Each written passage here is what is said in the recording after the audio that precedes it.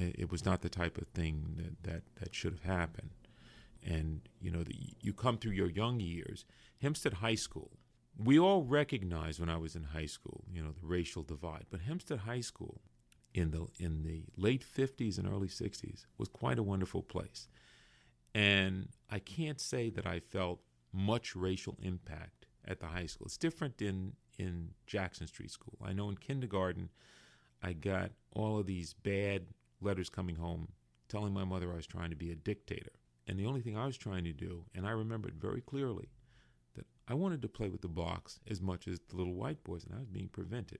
Okay. Teachers. By teachers. So. Do you remember, can you tell us how that happened? I don't remember I just remembered I was stopped and that they sent a bad report card home for me telling my mother that I was trying to be a dictator. So. And the teachers saw you? No, there was no question that I was black. Well, it was colored then. It wasn't black. We didn't have black. That was something that spun out of the civil rights movement. Wait, so I was going to say, I'm sorry. So the teachers wanted you to play with white? No, I was trying. The white kids were playing with the blocks. I wanted to play with the blocks. Okay. You thought you said blacks. No, blocks. BLOCKS. All right, and they would stop me, and then they would they sent a bad note home. So I was punished for it. These things suppressed my abilities, which lasted with me for a long time before I came out of it, as far as my learning abilities. I was doing algebra when I was 4 years old, okay? Remember, my older brothers were 10 and 12 years older, and they were teaching me algebra, and I was doing it. And they could tell you, they're still alive. Charles lives in Dix Hills on Gorham Lane. Chris lives in Arden, North Carolina.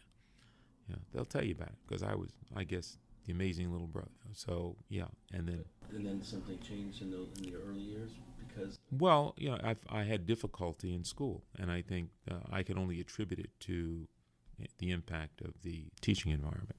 I didn't recognize it as something. I didn't mark things down, but my performance was not that good.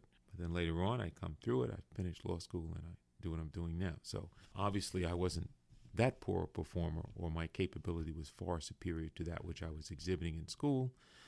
But there was, racism in Hempstead at that time. As I got older, I was more and more aware of it, and there's certain neighborhoods we just didn't go into. And we knew to be very careful going into Garden City. What does that mean, be very careful? Well, because it was a white area that we could run afoul of the police and the people there. So what would behavior, when someone says be careful, what did that translate into? It meant don't go there because you could get hurt or in trouble.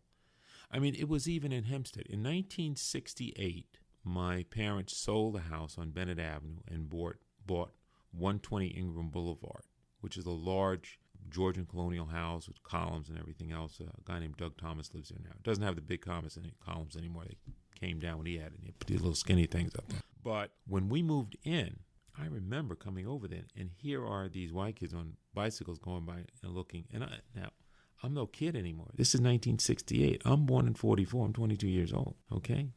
Saying, look at the niggas, look at the niggas. Literally those words. Literally those words. That's what the neighborhood was like. Of course, they ended up pretty much all moving out